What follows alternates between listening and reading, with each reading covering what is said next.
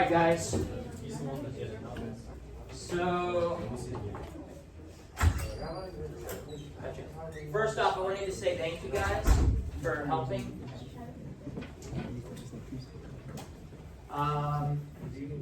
Participating last time, you guys were awesome. All of the answers were really solid. You guys are really helping me out. So Mr. Satter is not here, so that means no rules. Unfortunately not. So here's the question: how do we pull up that here? We'll get the technician, the technical work. Oh, I want it. Oh, there we go. There we go. All right. So, have we talked about Vietnam yet? At all? A little bit. A little bit. So what's been talked about so far? Like mentioned. I think when the year started. Okay. That's a good question. What year did it start? Wasn't it the 50s? Yeah, that's good. The 50s ended what? Who was in Vietnam first? French. Right. The people that eat baguettes. What caused the French to leave Vietnam first in 1941? Revolutionary War. Another country invaded that we were at war with. Not Germany, but who's the other big bad in World War II? Pearl Harbor. Japan. Bingo. So Japan invades everything, right? They invade Hong Kong, who is controlled by what? Who controls Hong Kong? Not China, not yet.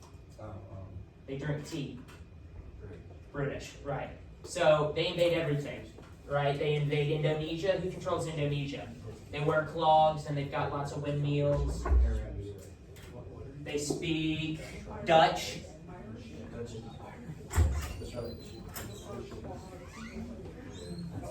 The Netherlands. The Netherlands are also a colonial power. So Japan loses. They leave.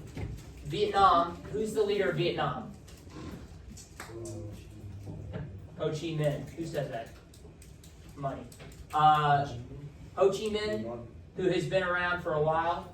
After World War I, he goes to Paris and is like, "Hey guys, we should stop having colonies." And they're like, "That's really funny, random Vietnamese man. You can go home." And so he stays in Vietnam for a while and helps lead the resistance. What is Ho Chi Minh's ideology? Is he a capitalist or he's a communist, right?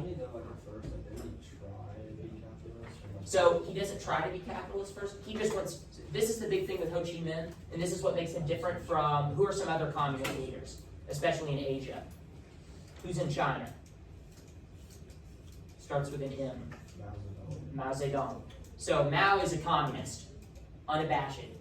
In 1917, who overthrows Russia? What's his name? Not John, but not the one from the Beatles.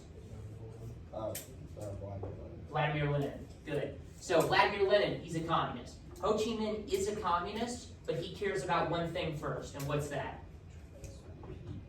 Right. And being what? From France. Free, right? That's all he cares about. He thinks that communism is the best way to do that, but he only cares about being free, right? So France leaves. They get beat at Bien Diem Phu. They get mollywopped, and they didn't expect it. Everyone is shocked, and in 1954 they leave. But the big thing is they cut the country in half. The north, and I drew like a makeshift map, is the Democratic Republic of Vietnam, right? What's Korea called? Which is the Korea that we don't like? North Korea. They're called the Democratic People's Republic of Korea. So this is a kind of a typical name, especially in Asia for communist nations. Democratic Republic of Vietnam. What is South Vietnam? What's their ideology? They're not communist, but they're capitalists, right? Who likes South Vietnam because they're capitalists? Us, right? So They split the country right in half. They call it the 17th parallel, and they say, hey, in 1956 we'll have an election. And then everybody gets to decide if they want to be one country or if they want to split in half and keep it the same. The leader of South Vietnam, Diem, says, that's really cool. No, we're not going to do it.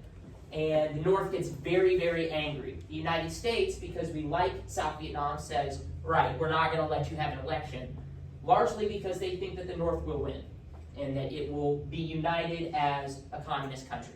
And why don't we want that? What's that theory called? What are we worried about? Right, and what's that theory called? The spread of communism.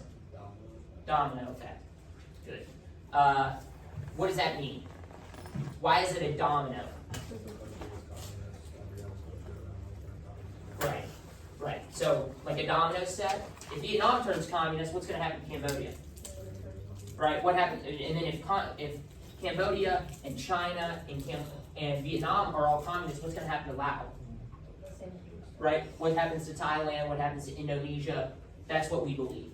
So we say, no, we are not going to let you do an election and be independent. The leader of South Vietnam is Diem. He's Catholic. What's the majority of Vietnam, though? What religion? Yin and Yang. They worship one God, Buddha. Right, so Buddhism, right? He says he speaks French. He likes being French stuff. He lives in the capital, and he says we're a Catholic country first. And he discriminates against Buddhists. To protest that, there's a famous picture. Who likes Rage Against the Machine, the band? Does anybody listen to that band? Right, so their first album is a picture of a monk who set himself on fire in protest of the Diem regime. He sat there silently on fire. So Kennedy, who's now the president, this is the early 60s, says, you know, we actually don't like when you discriminate against people and your police kill people and don't allow fair elections, so we're going to get rid of you. They get rid of Diem, and then what happens to Kennedy in November of 1963? He gets assassinated, right? So this is where we're at. We're worried about domino theory. We're worried about the South falling. And all of this time, how happy do you think the North is with the election not going as planned? Not very happy. Why? Why would the North be unhappy? Well, that, and who's going to win this election if it's free and fair? The North, right? So they feel robbed. It's like, no, we want to be Vietnam all together. No North, no South, Vietnam. So they start attacking South Vietnam. If you want to click. So here's the big question, right? South Vietnam is fighting North Vietnam. Why are we getting involved? Stop the spread of what? Communism, right? I'm going to write that down in a second, but that's our main cause, right? No communism. No. What's it called when we fight a war, but we're not the ones fighting it? We're a proxy war, exactly. So, this is the main question that we're going to try and answer today, okay? So, what's the big thing that gets us into Vietnam? Tonkin, right? So the Gulf of Tonkin is right here. It's right here on a map. It's this area right here. You got China, and this is North Vietnam. We're sailing boats all along this, kind of just trying to get an idea of what they're doing. The Democratic Republic of Vietnam, North Vietnam, says, hey, you're in our territory, and they attack. The USS Maddox, which is a destroyer, is attacked. They get shot at a little bit, but it's an American boat. We blow their torpedo boats kind of out of the water. Nobody is killed on the American side, and we retreat. We report, hey, we're getting attacked. 2 days later, they say there's another attack. We end up finding out that that attack did not happen. So the first attack was definitely real. The second attack was not. But President Johnson, who was the vice president of Kennedy, activates the Gulf of Tonkin Resolution, right? And this basically says, hey, I know that we're supposed to go to Congress to do what? If I want to fight somebody, what do I have to get from Congress? A vote on what? Just, go ahead. A bill passed. Right, a bill passed, aka a declaration of what? War. Hey, we're a formal country, we are now declaring war on you. Welcome to the big leagues. That is not what happens in Gulf of Tonkin. This basically gives the president the power to go, I know Congress doesn't allow it, but I'm just going to be able to send stuff over. He says in a limited capacity to do what? Protect South Asian allies from aggression. What is that an idea of? Named after a president. It's his doctrine, right? We're going to stop communism by helping different governments. Truman, right? It's his doctrine. It's containment. We're not going to allow communism to spread. So, click. Appreciate you. Now we get into advisors, right? So while we had boats on the coast, there were other guys tooling around in North Vietnam and South Vietnam. There's a reason why it's called advisors with guns, gun advisors, right? You've got MACV, so there's a lot of acronyms.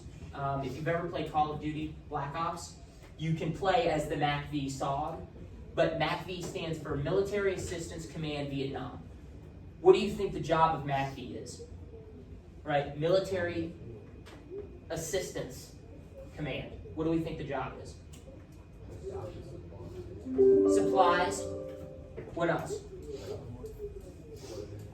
Troops. What's the big thing? America has a lot of what? They just fought in Korea. They fought in World War II. Soldiers that know how to do what? Fight. Right, they have a ton of experience. Let me show you how to use these American weapons that we're sending you, and let me show you how to fight like an American. So we send those to who? Who are we sending those advisors to? South Vietnam, right? They need help, and they need a lot of it, because the North have experience fighting who? Let's go down the list. The French, and then who? The Japanese, and then who again? Who comes back? Hey, you were a colony. Welcome back. French, yeah. So they have experience fighting two huge powers. They know what they're doing. The ARVN is the Army of the Republic of Vietnam. That's South Vietnam's army. So you'll hear a lot about ARVN. You'll hear, especially in early on, the ARVN don't know what they're doing. They run at the first sign of trouble. They don't fight, they just run. When they say ARVN, they're referring to the Army of South Vietnam. So we call them advisors, right? Because it's illegal to send just soldiers without declaring war, right? So we call them advisors. And they were supposed to train the ARVN, but often fought with them or formed into special operations unit like the Green Berets. They were actually some of the first people in Vietnam. And that's part of why there were destroyers off the coast of Vietnam and why North Vietnam attacked. Because they're sending information, hey, there are radar stations, there are bases here, go attack them. So, it says the first proper U.S. troops landed in Vietnam in 1965. But what are already over there? What's already in Vietnam?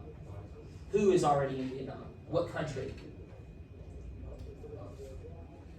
Not France, not Japan, us. Literally, the U.S. We're already there. We're just not officially there.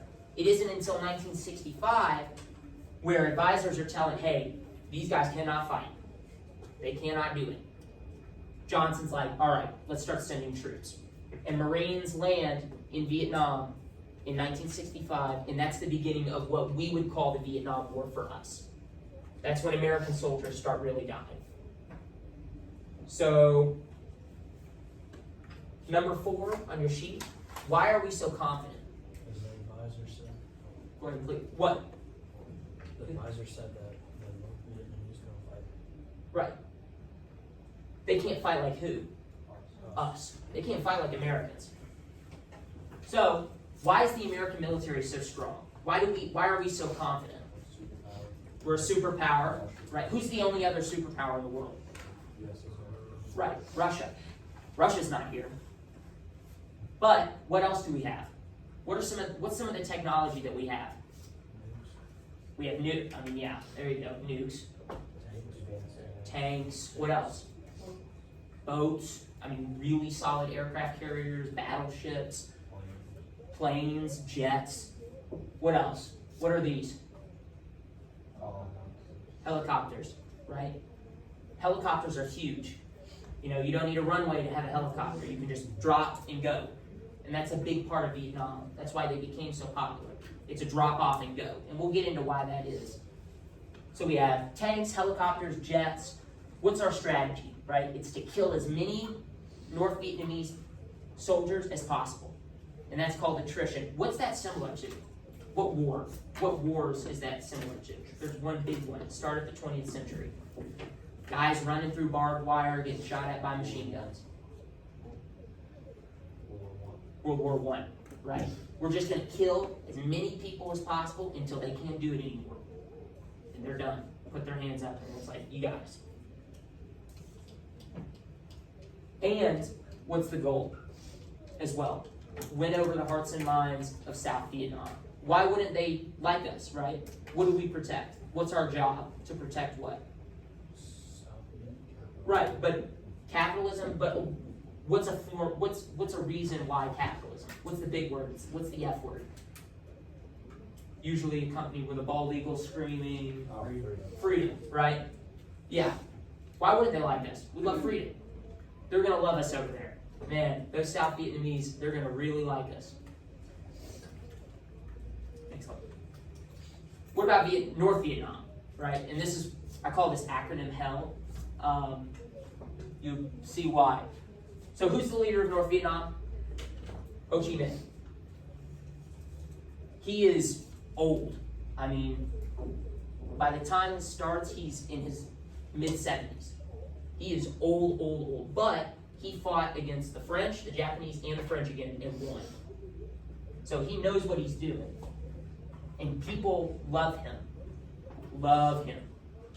Does anyone know what he's called in Vietnam today? It's called Uncle Ho. He's our uncle. He's our... does anybody know Ataturk in Turkey? Has heard of Ataturk? Ataturk means father of the Turks. And people call him that. Can you imagine if somebody was like, I'm the father of Americans? No, you are not. But Ho is beloved. They love him. The Pavan is the People's Army of Vietnam. They're the regular soldiers. Who are they similar to? Who's their opposite in South Vietnam? You've got the Pavan, and then you've got the who? Starts with an A. It's the ARVN, right? That's the Army of the Republic of Vietnam. So everybody is calling themselves the Army of Vietnam. Just remember Pavan and ARVN, okay? So this is the Communist Army, right? The big thing, what's one thing that you've heard about with Vietnam? Who are the bad guys? What are they called? 2 words. They're called the Viet Cong, right? What do we know about the Viet Cong? What's their deal? Guerrilla fighters. Right. And what does guerrilla fighting mean?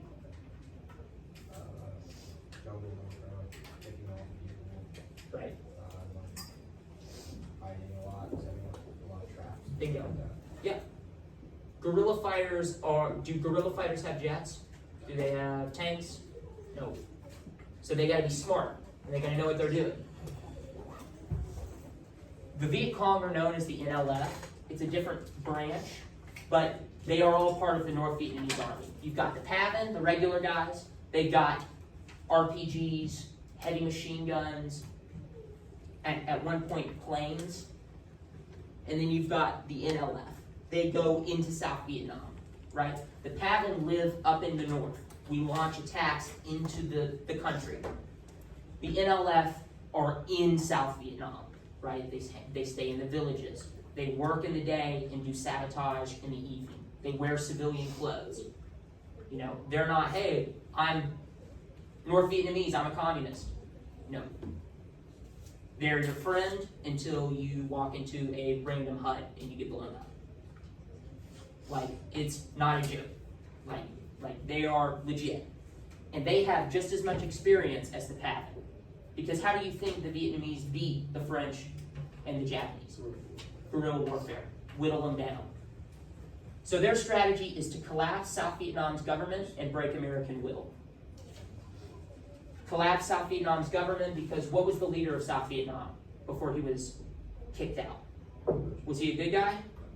No. No, he was not. And within a year, they had 8 different people leading the country. Can you imagine if the president changed 8 different times? It would not be very good. Lots of problems. And break America's will, right? We think it's a joke. We're going to win. It's not a problem. That's going to change very quickly. Mr. Steiner. Wait. So, real quick, let's spot the difference, right? Who's this? Right. These are 2 different forms of North Vietnamese soldiers, right? Who's this? Does he look like a regular soldier?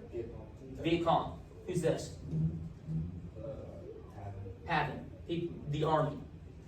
Notice the guns, right? This guy has everything a soldier needs. Entrenching tool, canteen, ammo, and an automatic weapon, right? Like an assault rifle. This guy has a gun from World War II, gun from World War II, gun from World War II. He's dressed as a civilian, regular guy. Just has a little flask for water, and maybe a crate, maybe some dynamite. Who do we think these guys are? Let's look at them real quick. Are they Viet Cong or are they PAVN? Why? I have military gear on helmets. Right. What else? Can we see? Right, fully automatic weapon. These guys are decked out. They could go toe-to-toe with an American soldier, right?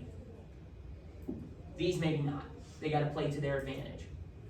All right, next slide. So we find ourselves in a David versus Goliath situation, right?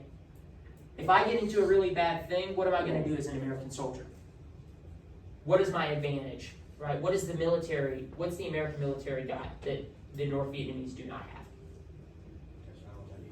Technology, like what? Helicopters, tanks, planes. Right. Does anybody know what napalm is?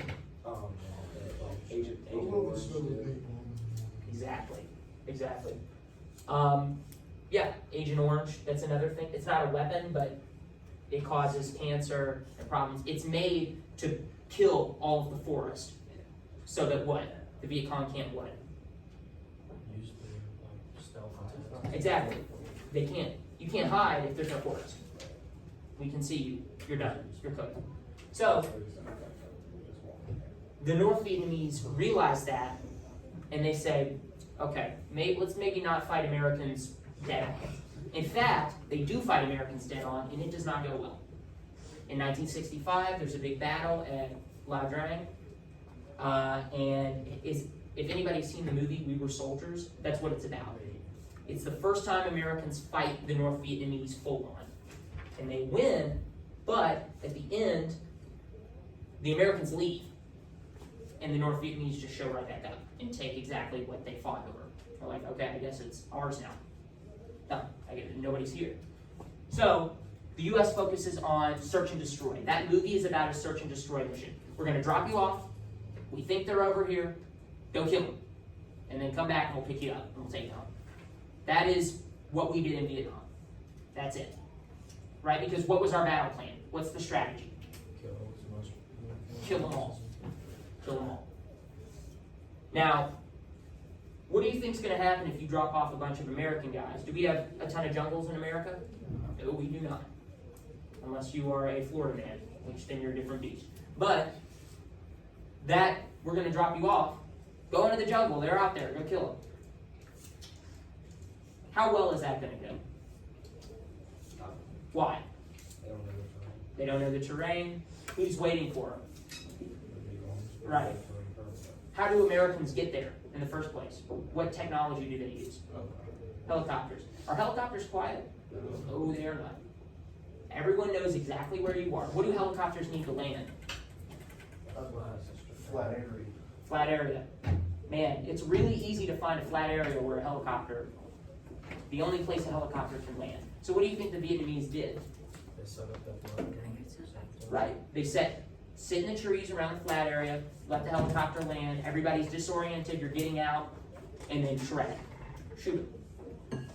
Happens all the time. The U.S. focuses on, where are they? Go kill them. North Vietnam focuses on playing to the advantage, which is why the Vietnam War goes so badly. Is because they know exactly what their advantage is. They know the terrain, the people like them, they're sympathetic, right? They love Ho Chi Minh, and they are tired of the government who discriminates against them, only lives in the city. They're like, you know what, screw the government. I agree, Viet Cong. Here's food, here's water, here's my son. Train him. That becomes a real problem. Has anybody heard of the tunnels in Vietnam? Yeah. Crazy. In fact, my grandfather was a demo man that was sent to blow up tunnels. And sometimes you would have to send people with a flashlight and a gun and crawl in through the tunnels to find people and clear them out. Can you imagine how terrible that was? Good God. But the Vietnamese dedicate themselves to the grab by the belt strategy. Are bombs very discriminatory? Like, can they pinpoint, or do they just blow everything up? Right. So, are Americans going to blow up their own guys? Ooh. So the Vietnamese make it their mission. It's like, okay, you want to use bombs? You want to use napalm? We're going to get right on top of you. 10 meters across the room. We're on you. And then we're gone. Once we hit you, you're stunned, we kill a couple Americans, then we're gone. We're in the forest. We're out of there. That's what I mean when it says know when you're beat. They're like, we've been here way too long. The Americans can call up artillery and blow us to smithereens. We're out of here. And they melt back into the villages and back into the forest. And then what does that leave Americans with? Disoriented. Your best friend gets killed out of nowhere, and you there's nobody. You just shot at the trees, and then it's over, like that. They're there, and then they're gone. And this is why it quickly becomes an absolute slog for the Americans. Next slide. So as this is happening at home, people are like, man, I really do not want to send my son to Vietnam. Or, man, I really don't want my tax dollars going to Vietnam. I don't care about Vietnam. I care about America. Why are we over there? Now, we've all seen protest stuff. What are some protest songs from Vietnam? CCR. Always a classic. What else? We've got Jimi Hendrix, White Rabbit, Jefferson Airplane. All of these different songs. That's later on. This is the early war, right? So people are immediately like, we do not like this. But it's only academics, like professors and stuff, and young progressives, people in college, or people like you guys, right? Because a lot of times college people, younger people are very energized about politics. It was the same thing here. We can kind of trace it back to like the Israel situation. A lot of the people that do not like what's going on are very young. It's exactly the same here. Teach-ins and local protests pop up. Teach-ins, we're not going to leave. Hey, class is over. That's cool. We're just going to sit in this building and not leave. You're going to have to kick us out.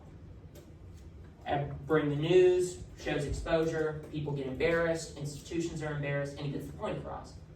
Local protests pop up. We're not talking about huge protests like in Washington, D.C., where people travel all around, but local protests like Cincinnati had a protest in 1965 against it. It was led by college students. Then the movement starts to take form, right? So there's an intellectual aspect. There are people that are really smart, arguing on TV, arguing through media. This is wrong. Some of those people are Howard Zinn, Noam Chomsky. Howard Zinn, you might actually read a book, The People's History of the United States, awesome book. And Noam Chomsky is still alive. He's like 98 years old. But he is also big against the war. But it also is starting to get moral strength because we're starting to see pictures of what it's like. And we do not like it. Right?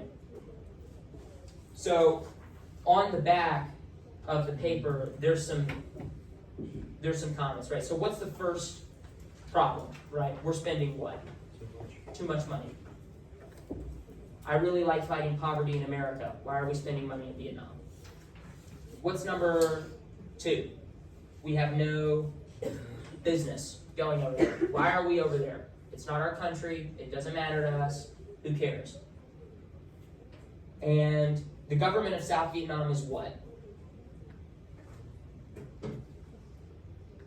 They're not communist, but they are capitalist. But we're okay with capitalism. What's the problem with South Vietnam's government?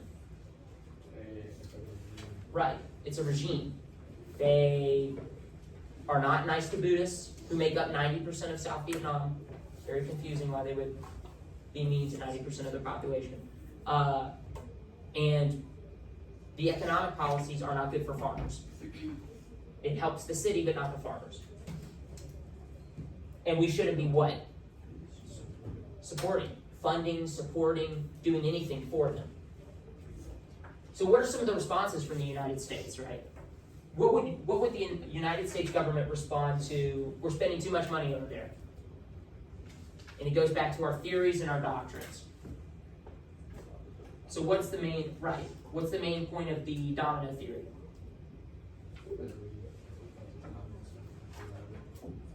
Right. So the logic is there's not a price to pay for freedom, baby. You know, we'll pay any price for freedom.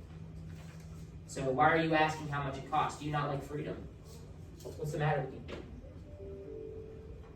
We have no business going over there. What are we? The USSR is one, but what are we? Global power. It's our job. We protect. We are the policemen of the world. If you're doing something wrong, America's going to get you. And the government of Vietnam is corrupt. And we shouldn't be supporting it. What's the response? They may be corrupt, but what aren't they? They're not communists. Do you want them to be communists? Why do you want them to be communists? What are you? A communist? No job. You're not going to get anywhere in politics. You're done. That's the response, really. Hey, this is a bad idea. We shouldn't be sending money over there. Are you a communist? Do you not like freedom? Why are you opposing it? And for a time, that works. And there's a lot of people that agree. You know, America's the good guy. We're not doing anything wrong. But as we go on, that starts to rapidly fall apart. Next slide, please. All right, final slide. And this will lead us into tomorrow. We're winning, right? So, the government snaps back at critics, basically says exactly what we're talking about. No price on freedom. It's our job. We're the policemen. And then, what are you, a communist? Like, what's your problem? The government promises that North Vietnam is on the ropes by the end of 1967. So our job is to do what in Vietnam? What's our way to win? Say it again. All right. Kill them all. And we say, man, we've killed a lot of them. We've killed a lot of North Vietnamese communists. But, and they're like, they're going to break. They're going to get tired of it, and they're going to come to the table, and we're going to agree to peace terms. By the beginning of 1968, over 20,000 Americans are dead. We said it's not going to be that big of a deal. Do you think it's not a big deal for the people whose sons have died in America or in Vietnam? No. And that starts to become way, way worse. Why do you think we have these really solid photographs? What makes it different? What makes these different than other photographs from other wars before? They weren't televised, right? Did World War II have a lot of journalists just hanging around Germany taking pictures? No. Right? If you were a journalist in World War II, you were attached to the army. You think the army is going to let you critique what the army is doing? No. But we're not fighting a traditional war. We're helping another country. So a journalist could go to South Vietnam and just kind of walk around. Hey, what are you guys doing? Oh, we're on a search and destroy mission. Oh, can I follow you around? Sure. Oh, what are you? Oh, I'm just a businessman in Saigon. That's cool. Can I just follow you around for a little bit, take some pictures? Yeah. You got to remember that all of this fighting is not happening here in North Vietnam, where they will not let you in. It's all happening in South Vietnam. In fact, at no point is there a battle really fought in North Vietnam. It's all in South Vietnam. That's why it's a search and destroy, right? We don't have a line that says, here's us down here, and here's the bad guys. We're just going to push out through here and beat them. It's everywhere in South Vietnam. Hey, they're communists. All right, let's go, guys. Let's go search and destroy. Let's go finish them off. This does not feel good. Right? You want to win. When you look at a map of World War II, you see us moving through, beating the Germans, the big arrows on the map, circling them, beating them back. That is not what's happening here. We show up, we kill a bunch of people, and then we leave. Do you think the North Vietnamese are like, all right, you beat us. I guess we'll never go in this area ever again? No. What are they going to do when the Americans leave? Right. They'll probably go to the villages and say, wow, those guys are jerks. They blew up all your stuff. They killed your friend who wasn't even in the Viet Cong. How does that make you feel? How do you think that makes villagers feel in South Vietnam? Yeah. What's that going to do? Say that again. Right. Oh, I got a young son that really is mad that America blew up his mom. Where can I get back in America? Oh, buddy. Boy, buddy, I know exactly where you can go. So that's kind of what we're dealing with. And by the time this happens, we got 20,000 dead Americans in Vietnam, hundreds of thousands of troops over there, and we're in the thick of it. It becomes, oh, we're just sending money and help, into we're fighting for them, right? We're not helping anymore. We're doing it. So, just so I get to draw on the board and make myself feel good. What's the main cause? Real quick. Rapid fire. Stop the spread of communism.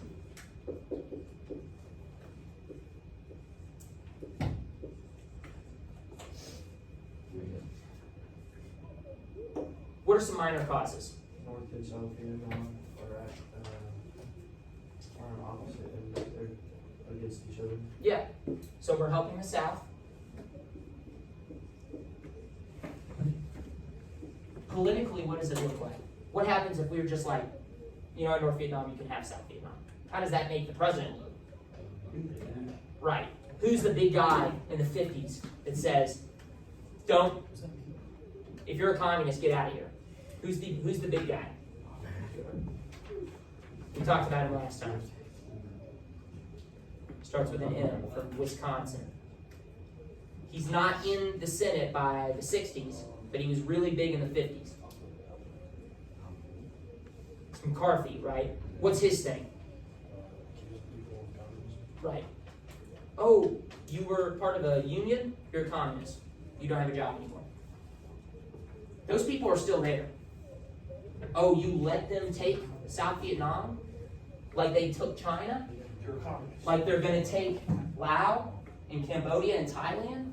You're a communist. Or you like communism, or you're soft on communism. So it's to prevent being soft on communism. Who was the president before Johnson? Right. Do you think Kennedy was involved in Vietnam? Did we just suddenly start being in Vietnam in 1964? No. What happened to Kennedy? He got assassinated. Everyone loves Kennedy, right? We still think of Kennedy as like an awesome president. That's up for debate. But we want to continue his legacy. What is it going to look like if we're like, Kennedy was great, but he made a mistake in Vietnam, and we got to get out? No. So we're continuing Kennedy's legacy, right? Hey, I love Kennedy. He wanted to put work in Vietnam. We're going to keep putting work in Vietnam.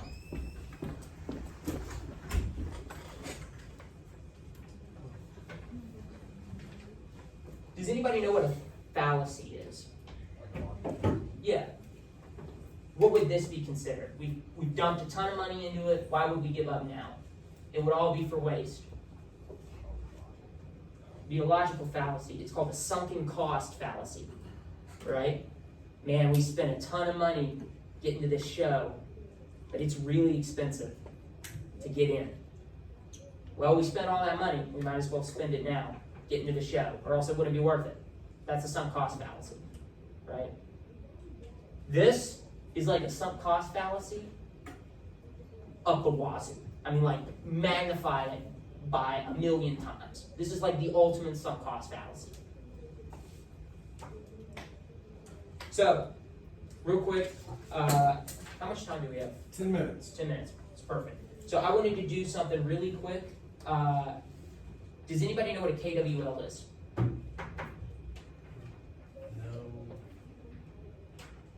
No. Want to know, and then learn, right? So I'm going to give you all a speech real quick. What I want you all to do is, first, does anybody have any questions about the sheet? Everybody got it? First, I'm going to give you guys all of this speech, and then real quick, we're going to run through this, okay? I want you all to kind of get into your mind who you want to pair up with, because we're going to do a paired reading, okay? I'm going to show you all what that means, okay?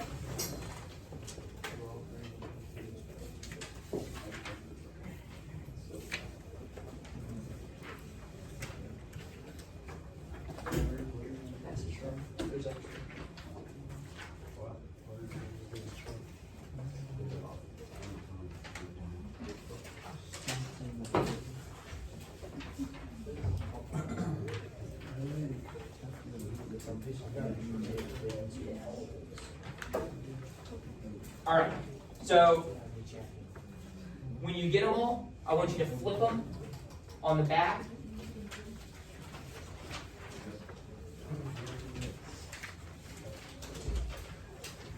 What I'm going to have you draw on the back is this. I want you to make two big boxes. You're going to do a K, cut it in half, W, cut it, L. So you're going to have three columns, K, W, L.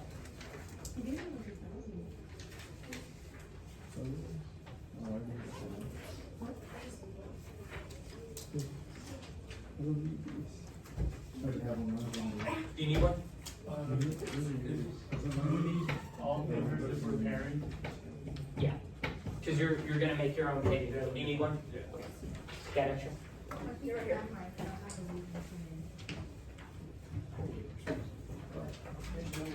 All right, so somebody said it. What's the K stand for? No, right? So this speech is called the Gulf of Tonkin incident. I want you to write two things that you already know about the Gulf of Tonkin in this column. Two things you already know. It can literally be, it's in Vietnam. If you write that, add another one. It's trademark. So once everybody's got that, we're going to move over to the want to know. Okay? What do you want to know about the Gulf of Tonkin incident? Specifically, the resolution. What do you want to know? I know for me. Why was it happen? Right, write that. What? Anything. What do you want to know about it? It can literally be anything.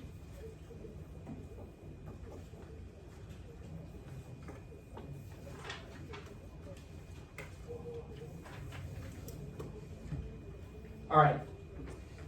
So go ahead and get into pairs. If you need to move, you can go ahead and do it.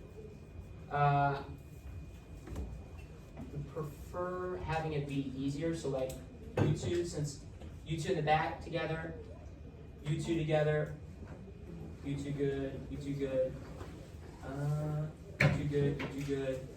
I'm gonna have you two together, and then you guys behind. And you guys can move around the room to get into a good spot if you want to, okay? Got about 5 minutes. Yeah, we're gonna collect them all.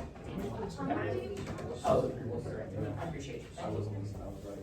How many do you want on this? 2. That's it. That's all you need. Only for the no and the one to no. If you can only get one, just do one. It's okay. Since we're a little rushed for time. So what I'm gonna have you do now is I'm gonna have you read it together, okay? Read it at the same time. And I want you to go by paragraph. So read one paragraph, talk about it. All you gotta say is what you think about it. Read the second paragraph. What do you think about it? And talk about it. That's all you gotta do.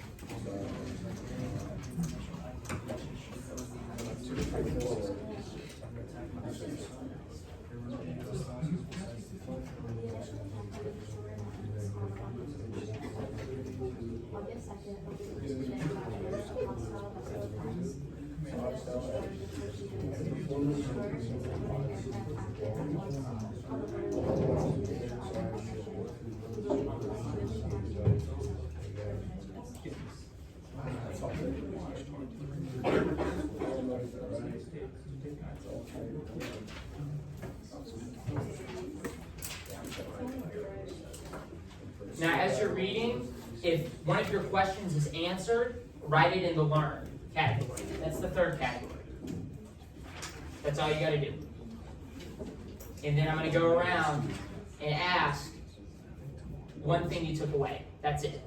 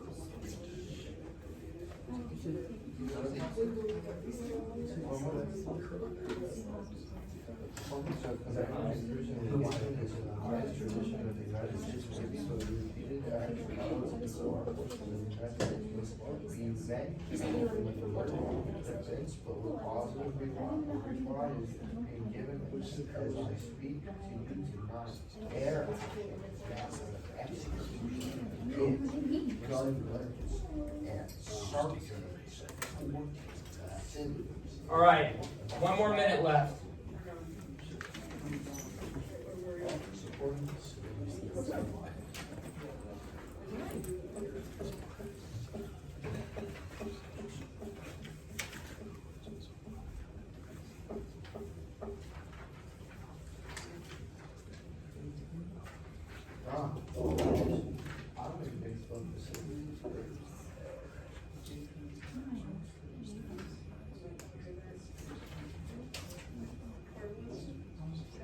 All right, we're gonna go. One thing you got from it. In fact, I'm gonna ask you, who is it? Who's doing it? Who's the president? In 1964. Not Kennedy, but Johnson. Bingo. Where is he talking about? Gulf of Tonkin. If you're done, put them all right here. Good work, guys.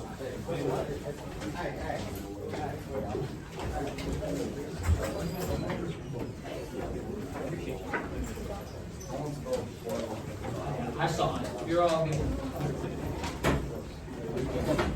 I'm just messing with you. You didn't even clear it up. Yeah, just leave it on body.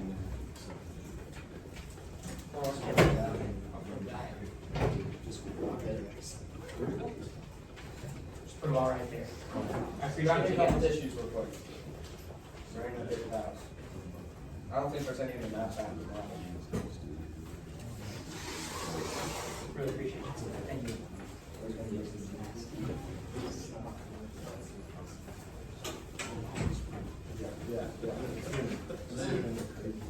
Appreciate you guys. Good work. Have a